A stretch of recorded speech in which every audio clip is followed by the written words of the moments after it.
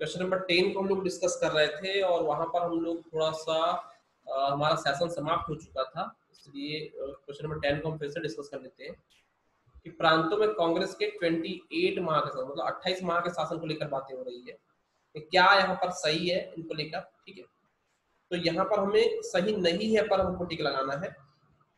हमारा जो आंसर होगा वो सही नहीं है, मतलब 28 माह के शासन को लेकर क्या बातें सही नहीं है उस पर हमको ध्यान देना है। जैसे पहला स्टेटमेंट है कि कुछ प्रांतों में जमींदारी प्रणाली का उन्मूलन करके कृषि ढांचे में महत्वपूर्ण परिवर्तन किया गया। जमींदारी प्रणाली का उन्मूलन करके, ठीक है, तो भाई ये तो संभव नहीं था क्योंकि 200 साल का ढांचा आपको कुछ महीनों में नहीं बदलने वाला था। ठीक है, चलिए, तो पहला स्टेटमेंट आपका गलत हो गया है। तो ये हमारा यहाँ पर ये और ये ए और बी में से ही आंसर होना चाहिए क्योंकि हमको सही नहीं है ही पता करना है। भारतीय द्वारा किए गए प्रशासनिक कार्यों से यह अभी तक कमजोर पड़ा कि भारतीय लोग शासन करने में सक्षम नहीं है। ये बात सत्य है और सत्य नहीं पता करना हमको, सत्य नहीं है पता करना है, इसलिए दो नहीं आएगा और दो नहीं आएगा तो ए नहीं आएगा और ए नहीं आएगा मतलब हमारा आंसर बी होगा। ये हमारा आंसर मिल गया। ठीक है, चलिए फिर भी तीसरे स्टेटमेंट को पढ़ लेते हैं। तीसरा स्टेटमेंट फिर भी यहाँ पर गलत होना चाहिए। कांग्रेस मंत्रियों ने त्यागपत्र दे दिया 1939 में और ये त्यागपत्र उन्होंने दिया था किसी कारण, कानून पारित लागू करने में विभिन्न समस्याओं का सामना कर रहे थे, इसलिए नहीं, उन्होंने सेकेंड वर्ल्ड वॉर के कारण, सेकेंड वर्ल्ड वॉर के कारण यहाँ उन्होंने क्या दिया था, यहाँ पर त्यागपत्र दिया था। इसीलिए यहाँ पर जो आपका आंसर होना चाहिए वो बी होना चाहिए। ठीक है, तो बी हमारा एक कथन सही नहीं है और यही हमारे हमसे पूछा था कि सही नहीं क्या है, है यहाँ पर कौन सा, एक और तीन। तो एक और तीन ये जो कथन है ये हमारा आंसर हो गया।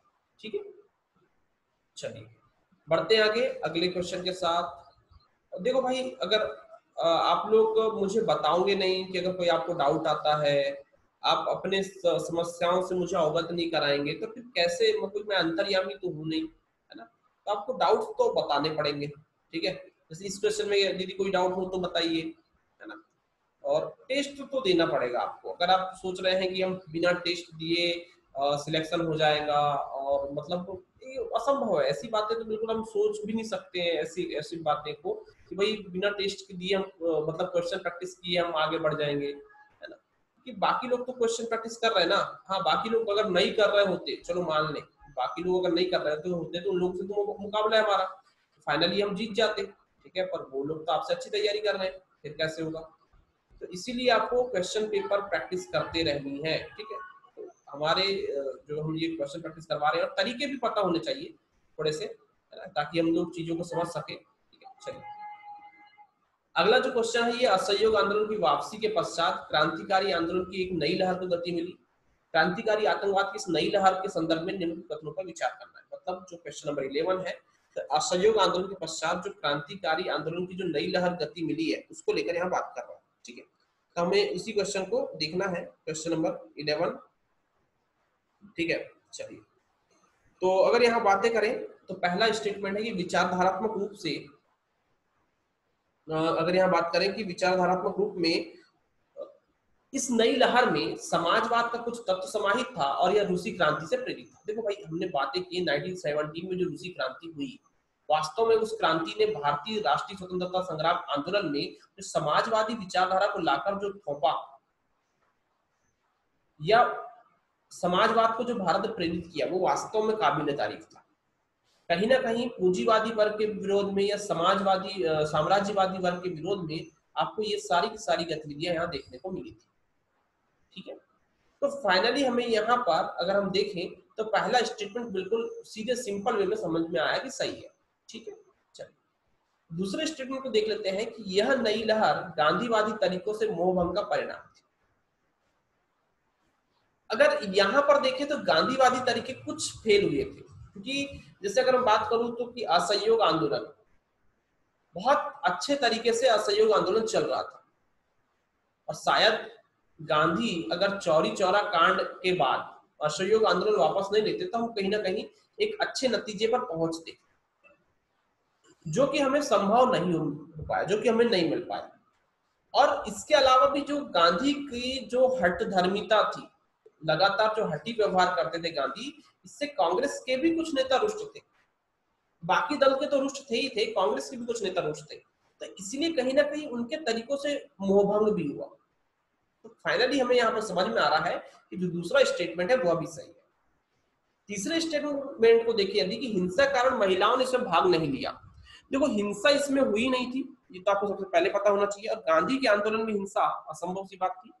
और यहाँ पर एक बात आपको और भी क्लियर समझ में आ रही होगी कि यहाँ पर गांधी ने अहिंसात्मक आंदोलन किया और महिलाओं को कहीं ना कहीं आंदोलन में प्रेरित किया, आंदोलन में पार्टिसिपेट करवाया। तो महिलाओं ने इसमें भाग नहीं लिया, ये टोटली गलत स्टेटमेंट है। फाइनली यहाँ तीसरा जो स्टेटमेंट है यह हमें समझ में आ रहा है कि कहीं ना कहीं वो क्या है, गलत है। तो फाइनली हमारा जो आंसर होना चाहिए वो क्या होना चाहिए, डी होना चाहिए। ठीक है, देखिए दूसरा स्टेटमेंट, पहला स्टेटमेंट, ये दोनों सही थे। तो ये जो क्वेश्चन था थोड़ा कॉम्प्लिकेशन था, क्योंकि इसमें 3 स्टेटमेंट थे, तीनों स्टेटमेंट से हम कोई लॉजिक नहीं लगा पा रहे थे। हमको चीजें पता होनी चाहिए या नहीं पता होनी चाहिए। तो ऐसे क्वेश्चन भी कभी कभी हमको देखने में मिल जाते हैं जहां पर आपका कोई लॉजिक काम नहीं करता है, फिर वहां पर आपका नॉलेज ही काम करता है। ठीक है, तो फाइनली आप लोगों को यहाँ बातें समझ में आई होगी क्वेश्चन नंबर 11 को लेकर, क्वेश्चन को लेकर जो हमने यहाँ बातें किया, डिस्कस किया। ठीक है, तो यहाँ पर अगर आप देखें, अच्छा जैसे अगर हम बताएं, अभी बात करें कि लगातार यूपीएससी, एमपीपीएससी और ये लॉकडाउन, कोरोना वायरस, ये सब पूरा का पूरा घटित हो रहा है। ठीक है, अगर मैं बात करूं ना तो कुछ पोस्ट अपने आप अब निकल रही है, जैसे आईबीपीएस बैंक की पोस्ट आ गई है, एसएससी की कुछ पोस्ट आ गई है ना। तो इतना तो तय है कि जो पढ़ने वाला बंदा है वो अवश्य सिलेक्ट होगा। समझ रहे हैं, पढ़ने वाला बंदा क्यों सिलेक्ट होगा, क्योंकि मान लीजिए अगर पहले 1500 2000 अगर मान लीजिए कांस्टेबल की पोस्ट आती थी, तो मान लीजिए कि 500 पोस्ट तो आएंगी आएंगी। अगर 1000 पोस्ट आती थी यूपीएससी में तो कम से कम 600 700 तो आएंगी आएंगी। मतलब कंपटीशन तेज होगा, कंपटीशन तेज होगा, परंतु जो पढ़ रहा है वो अवश्य सिलेक्ट होगा। समझ रहे हैं, क्योंकि मैंने हमेशा चर्चा किया है कि टाइम टफ आ चुका है, और इस टफ टाइम का आपको कहीं ना कहीं अपने हार्डवर्क से ही मुकाबला करना है। चलिए क्वेश्चन नंबर 12 को डिस्कस करते हैं। क्वेश्चन नंबर 12 हमारे सामने है, और क्वेश्चन नंबर 12 बातें कर रहा है यहाँ पर कि 1934 में गठित कांग्रेस सोशलिस्ट पार्टी के संदर्भ में विचार करना है। 1934 में जो कांग्रेस सोशलिस्ट पार्टी गठित हुई, कहीं ना कहीं कांग्रेस के अंदर अंतर्गत ही एक समाजवादी दल था, उसे हमें डिस्कस करना है कि भाई इसको लेकर क्या बातें थी। ठीक है, फर्स्ट स्टेटमेंट है, यह एक अलग संगठन नहीं अपितु कांग्रेस के भीतर ही कार्यरत एक पृथक शाखा थी। बिल्कुल, कहीं ना कहीं ये अलग नहीं था। ठीक है, ये कहीं ना कहीं कांग्रेस के अंतर्गत ही कार्य कर रहा था। प्रारंभ में तो ये था कि जो कांग्रेस के सदस्य थे वही कहीं ना कहीं सोशलिस्ट पार्टी के भी सदस्य थे, परंतु बाद में कहीं ना कहीं कांग्रेस के अधिवेशनों में बोल दिया गया भाई कि आप कोई दोनों में से कोई एक पार्टी के सदस्य हो जाइए, दोनों में से किसी एक के सदस्य रहिए, या तो कांग्रेस के या कांग्रेस सोशलिस्ट पार्टी के। ठीक है, फाइनली यहाँ पर जो पहला स्टेटमेंट है वह बिल्कुल सही है। फर्स्ट स्टेटमेंट हमारा यहाँ पर हो जाता है बिल्कुल सही। ठीक है, दूसरे स्टेटमेंट को देखते हैं। दूसरा स्टेटमेंट हमसे यहाँ पे क्या कह रहा, इसने समाजवादी कार्यक्रम को राष्ट्रीय आंदोलन से अधिक प्राथमिकता दी। समाजवादी कार्यक्रम को राष्ट्रीय आंदोलन से, देखो भाई ये ऐसी बातें तो ना ही करो तो ज्यादा अच्छा है। मतलब सोशलिस्ट हो, समाजवादी हो, तो क्या समाजवादी कार्यक्रम करोगे? अरे आपका उद्देश्य तो कहीं ना कहीं राष्ट्रीय आंदोलन के लिए कार्य करना है ना। आप कहीं ना कहीं आपका जो गठन हुआ राष्ट्रीय आंदोलन को समाजवादी तरीके से हासिल करना चाहते हैं। तो दूसरा स्टेटमेंट यहाँ हमें लग रहा है साफ साफ गलत। ठीक है, अब देखो जैसे ही हमारा पहला स्टेटमेंट सही हो रहा है तो हमें आंसर निकल रहा है ए, सी और डी में से। दूसरा कथन हमारा जैसे ही गलत हुआ तो भाई देखो यहाँ पर ये भी कट गया है, ये भी कट गया है और ये भी कट गया है, मतलब हमारा आंसर निकल चुका है। देखो मैंने हमेशा कहा है 3 स्टेटमेंट से आपका आंसर निकल, तीन स्टेटमेंट में यदि 2 स्टेटमेंट भी आपको पता है कोई भी, आप आराम से आंसर निकाल लेंगे। तो देखो हमारा आंसर निकल चुका है, मतलब तीसरा कथन सही है। अब देखो कैसे सही है, यह कांग्रेस द्वारा समाजवाद पर आधारित आर्थिक नीति बनवाने में सफल है। हाँ, कहीं ना कहीं समाजवादी जो इकोनॉमिक मॉडल था वो कहीं ना कहीं इसी कारण आया। फाइनली अगर हम बात करें कि आजादी के बाद भी जो पंचवर्षीय जैसी योजना हमारे देश में लागू हुई है, तो उसमें भी कहीं ना कहीं इसी समाजवादी आइडियोलॉजी का प्लान आपको आसानी से देखने को मिलेगा। ठीक है, तो कुल मिला के यहाँ पे बातें आपको समझ में आई होगी। फर्स्ट एंड थर्ड स्टेटमेंट यहाँ पर सही है, तो यहाँ पर हमारा आंसर हो जाता है ए। देखो समाजवादी जो आंदोलन है, आज जो समाजवादी आंदोलन है, शायद ये भारत में अपनी भूमिकाओं को खो चुके हैं। अगर सीधी बात करूं तो ये समाजवादी आंदोलन ना होकर अभी परिवारवादी आंदोलन आपको ज्यादा दिखाई देंगे। मतलब आज के समाजवादी पार्टियों में कहीं ना कहीं आपको परिवार की झलक साफ साफ समझ में आएगी। मतलब पिता पुत्र बहू सबकी समाजवादी पार्टियां हो चुकी है, ठीक है। तो ये आपको आसानी से देखने को मिलेगा। तो कुल मिलाकर हम अगर ये कहें कि वर्तमान में भारत में समाजवाद जैसा कोई शब्द दिखाई नहीं दे रहा है, स्पेशल राजनीतिक दलों में, तो ये बात बिल्कुल सत्य है। राजनीतिक दल लगातार केवल और केवल अपने फायदों के लिए यहाँ पर राजनीतिक रोटियां सेक रहे हैं।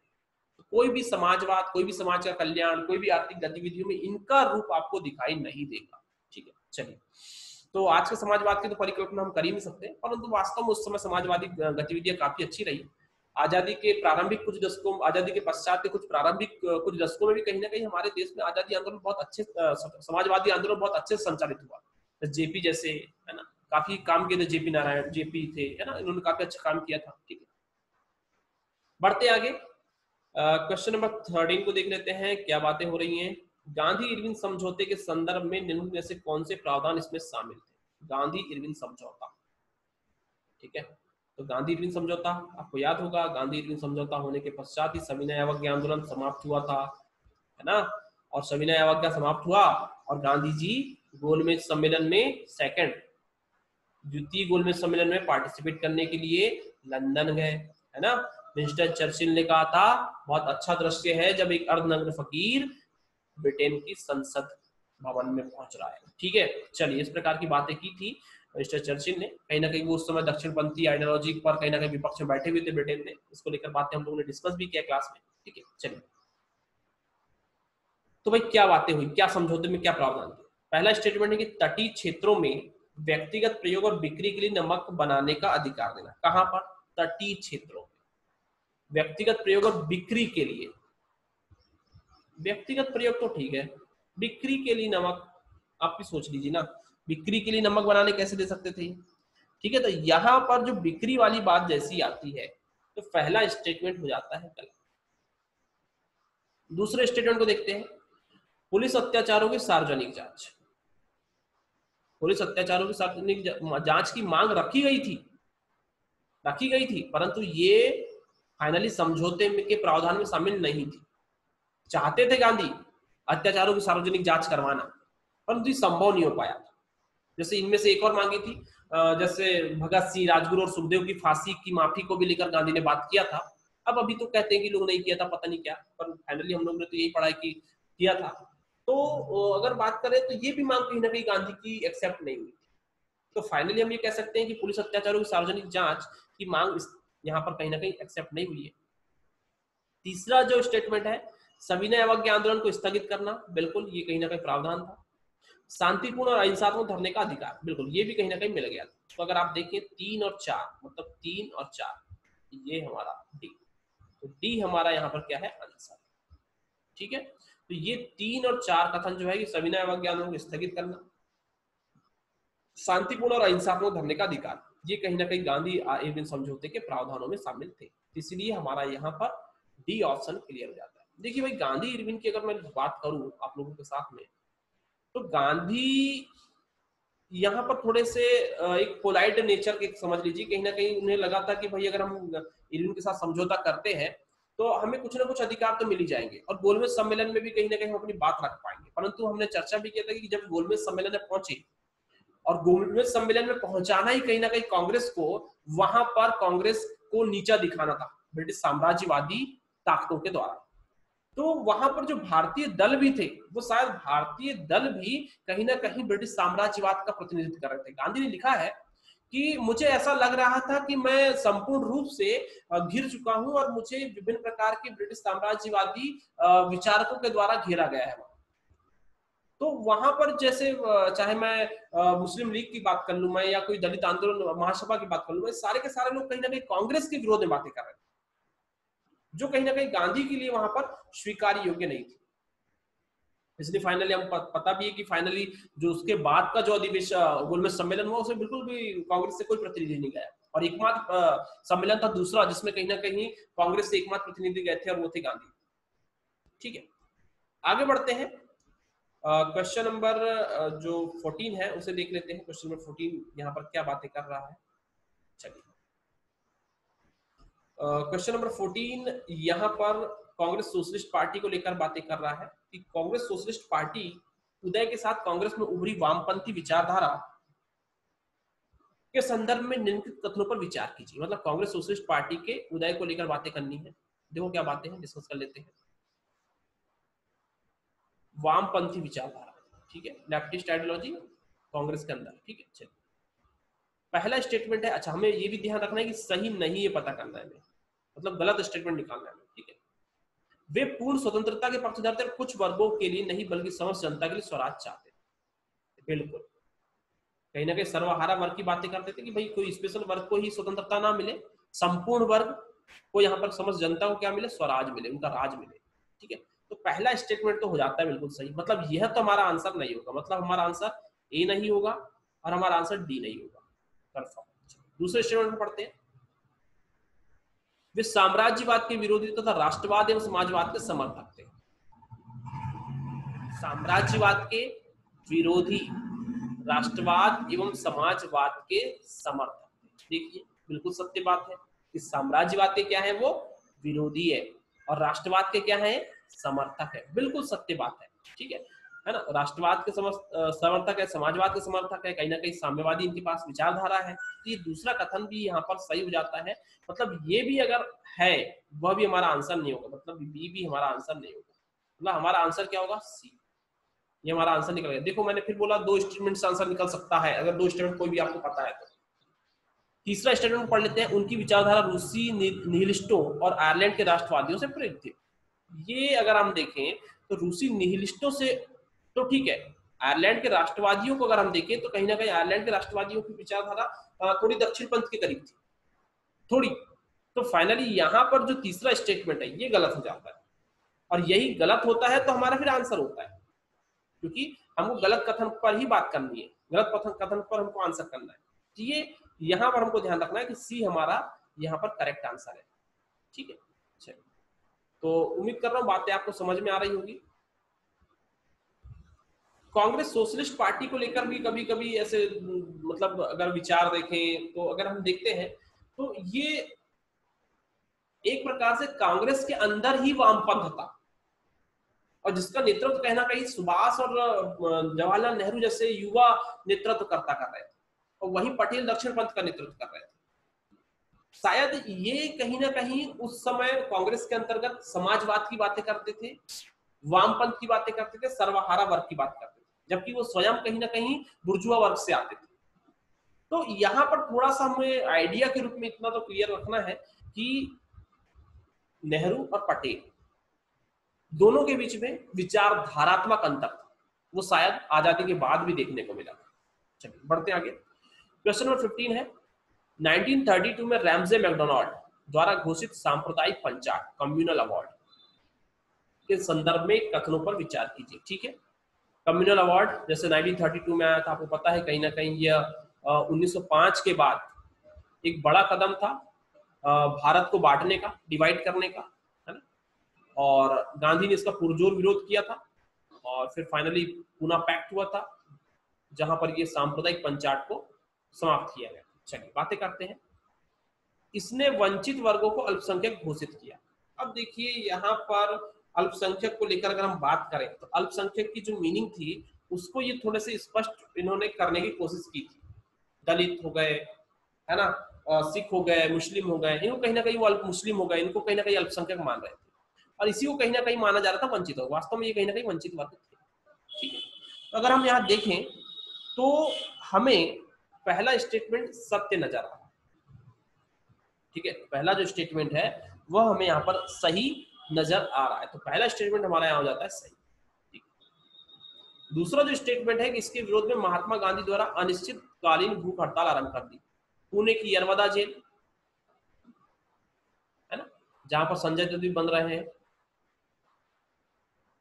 यहाँ पर गांधी जी अनशन में बैठ गए कि बोले नहीं ऐसा तो हो ही नहीं सकता, चाहे कुछ हो जाए, तो अनिश्चितकालीन भूख हड़ताल पर बैठ गए थे यहाँ पर, ठीक है। तो दूसरा स्टेटमेंट भी यहाँ पर सही हो जाता है।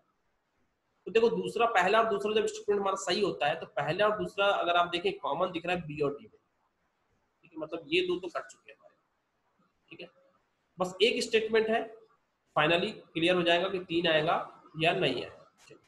कांग्रेस ने इसे अस्वीकृत कर दिया और आरक्षण की एक वैकल्पिक योजना प्रस्तुत की। कांग्रेस के तो गली की हड्डी था ये सांप्रदायिक पंचायत, ना उगल पा रही थी कांग्रेस, ना निगल पा रही थी कांग्रेस। कांग्रेस को तो कुछ समझ में नहीं आ रहा था कि क्या करे भाई। अगर इसका विरोध करती है तो वंचित वर्ग बोलेंगे देखे देखो हमें अधिकार मिल रहे हैं, तो ये कहीं ना कहीं विरोध कर रहे हैं। और अगर नहीं करते तो फिर कहीं ना कहीं तकलीफ थी कि भाई देखो इन्होंने पार्टीशन को स्वीकार कर लिया है।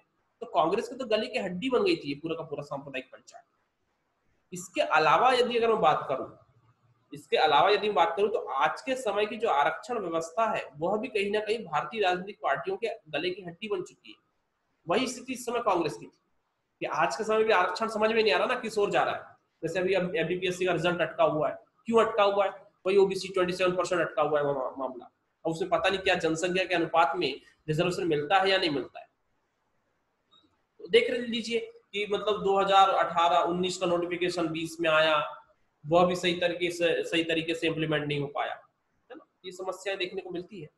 चलिए, तो अगर हम यहाँ देखें तो यहाँ पर तीसरा स्टेटमेंट गलत हो जाता है और इसलिए हमारा आंसर बी निकल जाता है, केवल 1 और 2। मतलब यहाँ पर कांग्रेस ने इसे बिल्कुल भी अस्वीकृत नहीं किया, मतलब वो समझ ही नहीं पा रहे थे कि हाँ बोले या ना बोले, ठीक है। तो यहाँ पर अगर आप देखें तो क्वेश्चन नंबर 15 का आंसर हमें आप साफ साफ समझ में आ रहा है कि बी है, मतलब पहला और दूसरा स्टेटमेंट बिल्कुल क्या है यहाँ पर सही है, ठीक है। चलिए बढ़ते हैं आगे अगले क्वेश्चन के साथ।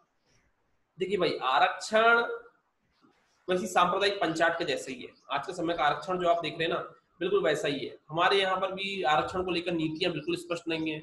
मध्य प्रदेश प्रोफेसर का जो रिजल्ट आया है, 2 साल से उनकी ज्वाइनिंग अटकी पड़ी है कुछ लोगों की, वो भी कहीं ना कहीं विवादित पहलू है। एमपीपीएससी के कोई एग्जाम अभी क्लियर नहीं हो पा रहे हैं, वो भी कहीं ना कहीं विवादित पहलू है। तो शायद ये आरक्षण की पॉलिसी को कोई राजनीतिक पार्टी क्लियर करना ही नहीं चाह रही, केवल और केवल अपना बोझ दूसरे पर डाल देते हैं। इससे ज्यादा ये कुछ भी नहीं कर रहे हैं, समझ रहे हैं। इनका कोई व्यू नहीं है, इनकी कोई विचारधारा नहीं है इसको दुरुस्त करने को लेकर। तो शायद हम उसी का परिणाम बेरोजगारी के रूप में भी भुगत रहे हैं। बढ़ते आगे क्वेश्चन नंबर 16 के साथ में। क्वेश्चन नंबर 16 है, सविनय अवज्ञा आंदोलन की वापसी के पश्चात, मतलब जब सविनय अवज्ञा आंदोलन फिर से प्रारंभ हुआ, वही जब सेकंड गोलमेज सम्मेलन फेल हो गया, फिर गांधी वापस आया, फिर से आंदोलन वापस प्रारंभ किया गया। गांधी जी द्वारा गांव में रचनात्मक कार्यों पर बल दिया गया, क्योंकि अब उसके बाद फिर क्या हुआ कि गांधी जी ने फिर क्या कर लिया, सविनय अवज्ञा आंदोलन को वापस ले लिया। 34 से फाइनली सविनय अवज्ञा आंदोलन फाइनली पूर्ण रूप से वापस हो गया। गांधी जी ने गांव में रचनात्मक कार्य पर बल दिया। गांधी जी रचनात्मक इनोवेटिव वर्क्स कर रहे थे गांव में, क्यों कर रहे थे इस पर बातें हो रही है। इससे ग्राम शिल्प को पुनर्जीवित होता और ग्रामीण अर्थव्यवस्था को बढ़ावा मिलता। बिल्कुल सही बात है, ग्राम शिल्प कहीं ना कहीं से मजबूत होता और पुनर्जीवित हुआ, ये बात बिल्कुल सत्य है। तो पहला कथन बिल्कुल सही। दूसरा कथन है कि इससे जनशक्ति को एकत्र करने में सहायता मिलती है और उन्हें जन आंदोलन के अगले चरण हेतु तैयार किया जा सकता था। बिल्कुल, यहाँ कहीं ना कहीं जनशक्ति भी एकत्रित हो सकती थी, कहीं ना कहीं लोग उनसे जुड़ रहे थे रचनात्मक कार्यों के माध्यम से।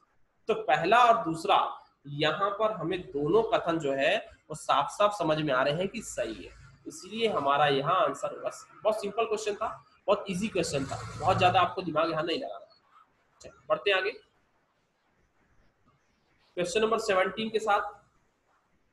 तो सविनय अवज्ञा आंदोलन, गांधी असहयोग, तो वो जो संघर्ष की जो गांधी की पॉलिसी रही वो वास्तव में सर्वश्रेष्ठ थी। इसमें कोई दो मत की बात नहीं है कि संघर्ष ने ही कहीं ना कहीं हमारे इतने बड़े स्वतंत्रता संग्राम आंदोलन को अहिंसात्मक बनाए रखा और हमारे कई लोगों की जान उसमें बची रही। मतलब ये समझ लीजिए बिल्कुल भी हिंसक गतिविधियां न के बराबर थी, उसमें कहीं ना कहीं गांधी का रोल बहुत महत्वपूर्ण हो जाता है।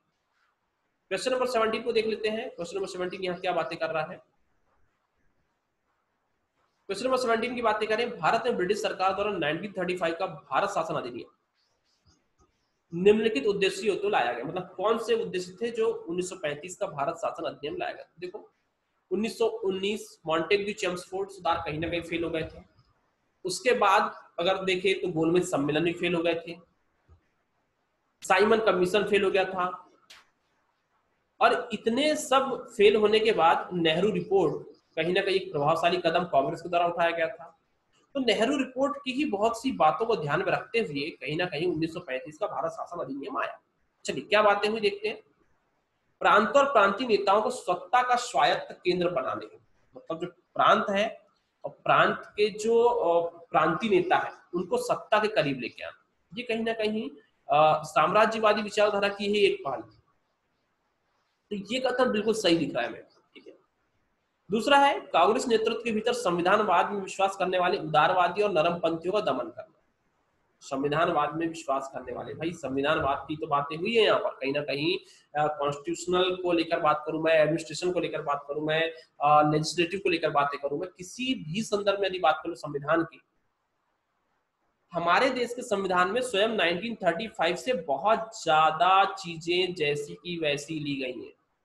तो ये कहीं ना कहीं दमन करने वाला तो नहीं हो सकता था। तो फाइनली सेकंड स्टेटमेंट क्या हो जाता है, गलत हो जाता है। तो फाइनली हमारा आंसर यहाँ पर ए हो जाता है। देखिए भाई, दो स्टेटमेंट अगर आपको मिलते हैं तो दो स्टेटमेंट में आपको जब वो मिलेंगे तो आपको उन पर दोनों पर आपको पकड़ बनानी होगी, मतलब दोनों स्टेटमेंट आपको पता होने चाहिए। यदि आपको दोनों स्टेटमेंट पता नहीं है तो बहुत समस्या तो आपके साथ देखने को मिलेंगी, क्योंकि अगर हम यहाँ देखें दोनों स्टेटमेंट पर कार्य करने की हमें आवश्यकता है। हाँ बताइए लालू, क्या क्वेश्चन है आपका? सर ऑप्शन जो फर्स्ट था सर वो उसको फिर समझा दीजिए सर। अच्छा चलो ठीक है, ऑप्शन फर्स्ट को फिर समझा देता हूँ। ऑप्शन फर्स्ट यहाँ पर बातें कर रहा है प्रांतों और प्रांतीय नेताओं को सत्ता का स्वायत्त केंद्र बनाने हैं। अगर आपको पता होगा कि 1935 में कहीं ना कहीं द्वैध शासन की बातें की गई, इतना तो पता है आपको कि 1935 का जो एक्ट था उसमें द्वैध शासन की बातें की गई थी, और द्वैध शासन में कहीं ना कहीं प्रांत को प्रभावशाली बनाया गया था। समझ रहे हैं? हम ये आसानी से कह सकते हैं यहाँ पर कि 35 का जो एक्ट है वो कहीं ना कहीं प्रांतों और प्रांतीय नेताओं को सत्ता का स्वायत्त केंद्र बनाने हेतु आया, मतलब सत्ता को कहीं ना कहीं प्रांतीय गतिविधियों के भी करीब लेके आना चाहता। समझ रहे हैं? मतलब ये बिल्कुल सोचा समझा, बिल्कुल प्री प्लान था, सब कुछ बिल्कुल प्री प्लान किया गया था यहाँ पर। क्लियर है? कोई डाउट है? ओके सर, हाँ सर हो। क्लियर है ना? जी सर। चलिए बढ़ते हैं आगे। अब हम डिस्कस कर लेते हैं क्वेश्चन नंबर 18 को।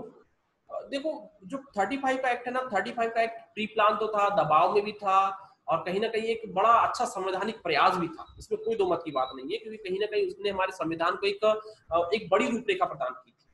तो उसमें तो 35 का एक्ट बहुत स्पेशल एक्ट रहा है हमारे संविधान के लिए। क्वेश्चन नंबर 18 को देखते हैं। क्वेश्चन नंबर 18 बोल रहा है कि भारत में स्वतंत्रता संघर्ष के दौरान हुई निम्नलिखित घटनाओं पर विचार कीजिए। मतलब कहीं ना कहीं सही काल हमको पता करना है, सही कालानुक्रम इनको पता करना है, मतलब कहीं ना कहीं सही क्रोनोलॉजिकल ऑर्डर में जमाना है। ठीक है, चलिए। Nehru report, Simon commission, Dandi march, Rajguru की फांसी। देखिए भाई, मैंने आपसे कहा था कि यहाँ पर आप लोगों को बहुत क्लियरिटी रखनी है, बहुत ज्यादा क्लियरिटी रखनी है यहाँ पर। अगर यहाँ पर आप क्लियरिटी नहीं रखेंगे, क्योंकि मैंने बोला था कि बिल्कुल इतनी गतिविधियां पास पास में होगी कि आपको समझ में नहीं आएगा कि कौन सी गतिविधि कब हो गई। समझ रहे हैं? चलो, तो सबसे पहले क्या आया था, सबसे पहले क्या हुआ था, अगर आपको पता होगा तो सबसे पहले यहाँ पर साइमन कमीशन आया था, और साइमन कमीशन कहीं ना कहीं फेल हुआ था, इसलिए फिर नेहरू रिपोर्ट आई थी।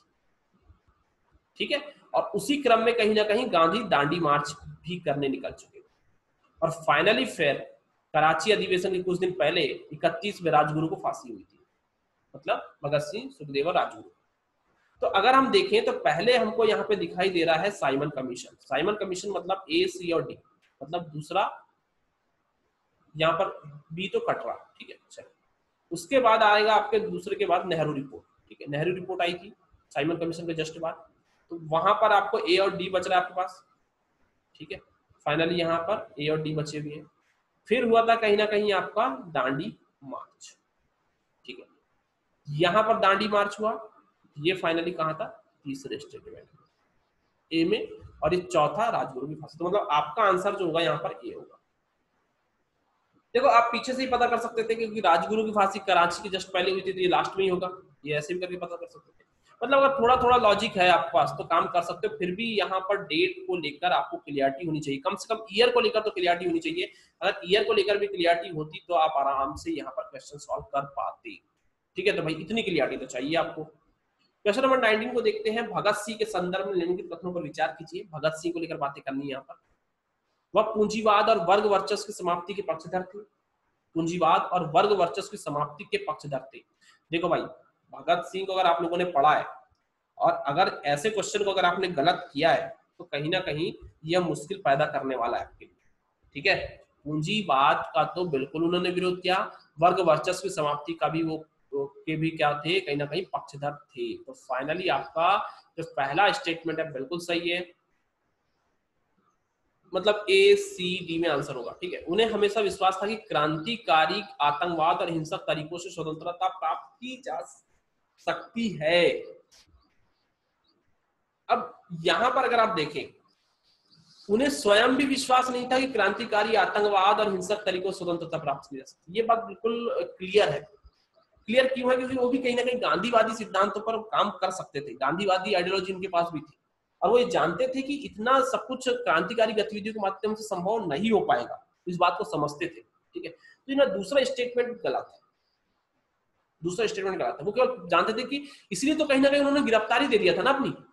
ये हमको थोड़ा समझना पड़ेगा इनके आइडिया को, क्योंकि बिल्कुल अपोजिट जा रहा है उनके दिमाग से।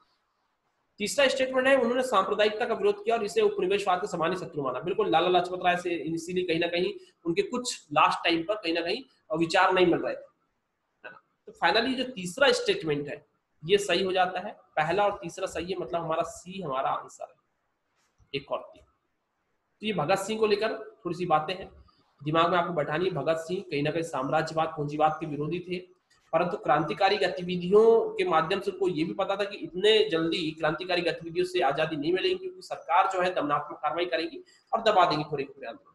सांप्रदायिकता का उन्होंने लगातार विरोध किया, इसलिए कहीं ना कहीं उनकी जो बुक आई थी मैं नास्तिक क्यों हूं, अगर आप उसको पढ़ेंगे तब अवश्य उनके आइडिया को समझ पाएंगे। लास्ट क्वेश्चन है, निम्नलिखित में से कौन सा 1928 के बारदोली सत्याग्रह का मुख्य कारण था? हमें डिस्कस करना है बारदोली सत्याग्रह का मुख्य कारण। अब अगर हम यहाँ बात करें बारदोली सत्याग्रह को लेकर, ठीक है, तो भाई गुजरात में बाढ़ और अकाल का प्रकोप, ये ऐसा कोई कारण नहीं था। ठीक है, हम लोगों ने पढ़ा है बारदोली को। ब्रिटिश अधिकारियों द्वारा भू राजस्व वृद्धि, ये बिल्कुल एग्जैक्ट कारण है इसका। ब्रिटिश अधिकारी द्वारा भू राजस्व वृद्धि के कारण ही कहीं ना कहीं बारदोली में आंदोलन किया गया था। जमींदारों द्वारा किसानों शोषण, बिल्कुल नहीं है इसका आंसर। कारखानों के श्रमिकों के लिए बोनस की घोषणा करना, बिल्कुल नहीं। अहमदाबाद मिल का मामला था। तो कुल मिला के यहाँ पर आंसर आपको समझ में आ रहा होगा कि बी है, ब्रिटिश अधिकारी द्वारा भू राजस्व में वृद्धि। ये था 1928 के बारदोली सत्याग्रह का कारण। तो फाइनली हमारा जो टेस्ट का एनालिसिस है वह यहाँ पर होता है समाप्त।